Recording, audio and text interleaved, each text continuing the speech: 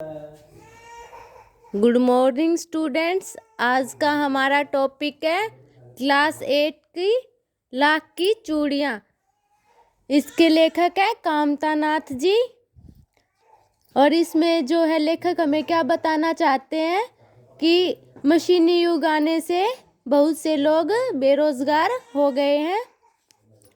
तो हम एक बार पाठ शुरू करने से पहले इसके शब्दार्थ देख लेते हैं जो बीच बीच में आते हैं और उनको समझना बहुत ज़रूरी है। चाव, इसका क्या मतलब होता है? चाह या तिर, इच्छा। चौखट, लकड़ी आदि का चौकोर ढांचा। चौखट ये क्या होती है? लकड़ी या चौकोर ढांचा। सहन, आंगना। सलाख, सलाई या धातु की छड़। मनिहार, मनिहार कौन होता है? कांच की चूड़ियाँ बनाने वाला। ये क्या है? मूंगरी, मूंगरी मतलब गोल या गठियादार जो लकड़ी को ठोकने या पीटने के काम आती है। पैतृक, पूर्वजों का या पिता से प्राप्त या कोई पुश्तैनी चीज जो हमें अपने पूर्वजों से प्राप्त होती है। खपत, माल की बिक्री, कितना माल बिका है उसको हम क्या बोलते हैं? खपत। विनिमय, विनिमय का मतलब होता है किसी वस्तु के बदले में वस्तु देना। कसर, कसर का मतलब है घाटा पूरा करना या किसी चीज की कमी को पूरा करना। नाजुक, कोमल।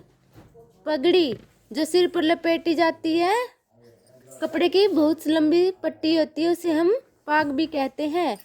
मलाई, दूध की क्रीम होती है ना जो दूध के ऊपर जम जाती है मोटी मोटी परत, उसको क्या बोलते हैं? दूध की क्रीम या चिकनाई। खाट, चारपाई। स्मृति पटल यानी यादों की तख्ती। स्मृति पटल मतलब यादों की तख्ती, जो पुरानी यादें होती हैं उनको क्या कहते हैं? स्मृति पटल।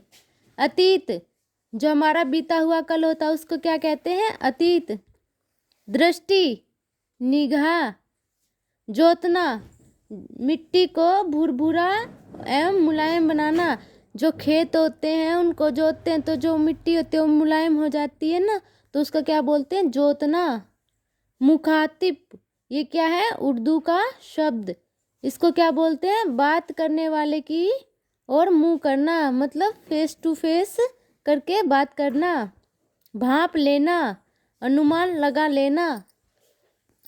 अंजुली, दो हाथ की हथेलियों को मिलाकर पात्र जैसा बनाया हुआ। एक आना, 6 पैसे। एक आना कितना होता है? 6 पैसे या रुपए का 16वां भाग। हाथ काट देना, रोजगार विहीन कर देना। हाथ काट देना मतलब ये एक मुहावरा है। रोजगार विहीन कर देना मतलब बेरोजगार होना। अब हम पाठ की शुरुआत करते हैं। इसमें लेखक क्या कहना चाहता है?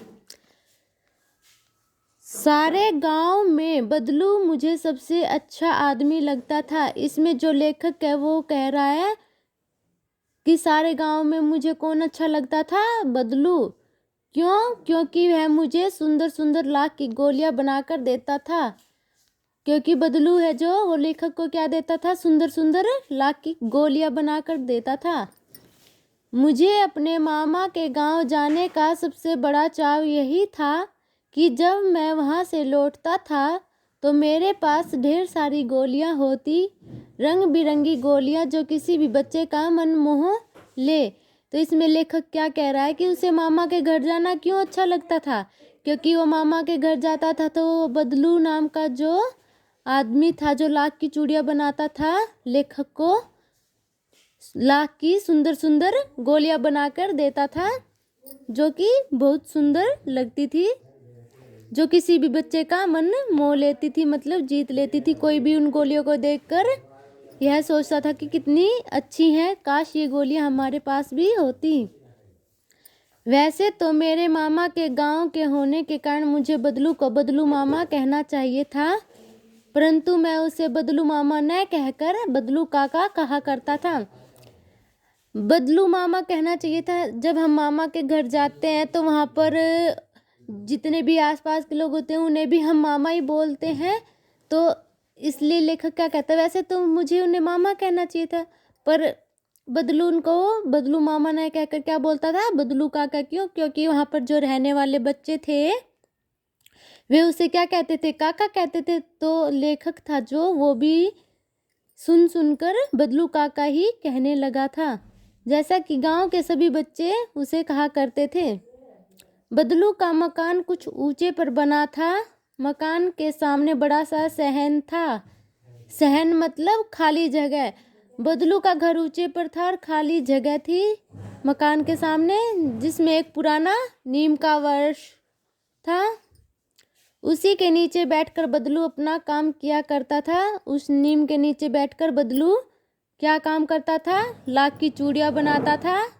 बगल में भट्टी दहकती रहती जिसमें वह लाख पिघलाया करता था। लाख की वो भट्टी जलती रहती थी जिसमें वह अपने लाख की चूड़ियों को पिघलाता था, जिससे पिघला कर फिर वो चूड़ियाँ बनाता था। भट्टी क्या होती है, जिसमें आग जलती रहती है, जिसमें वो पिघलाने का काम करता था। सामने एक लकड़ी की चौखट पड़ी रहती थी जिस पर लाख के मुलायम होने पर वह उसे सलाख के समान पतला करके चूड़ी का आकार देता था। सामने एक लकड़ी रहती थी जिस पर वो चूड़ियों को आकार देता था। पास में 4-6 भिन्न आकार की बेलनुमा मुंगेरियां रखी रहती, जो आगे से कुछ पतली और पीछे से मोटी होती थी। आगे से पतली और पीछे से मोटी मतलब वो शेप देने के लिए होती थी, आकार देने के लिए। किसी का हाथ पतला होता, किसी का हाथ मोटा होता, तो वो उस तरह से आकार देता था। लाख की चूड़ी का आकार देकर वह उन्हें मुंगेरियों पर चढ़ाकर गोल और चिकना बनाता और तब एक एक कर पूरे हाथ की चूड़ियाँ बना चुकने के पश्चात वह उन पर रंग करता। जब ये चूड़ियाँ बन जाती थी, आकार दे दिया जाता था, तो उन चूड़ियों पर वह कलर कर देता था, रंग चढ़ा देता था, रंग बिरंगी हो जाती थी, जिससे कि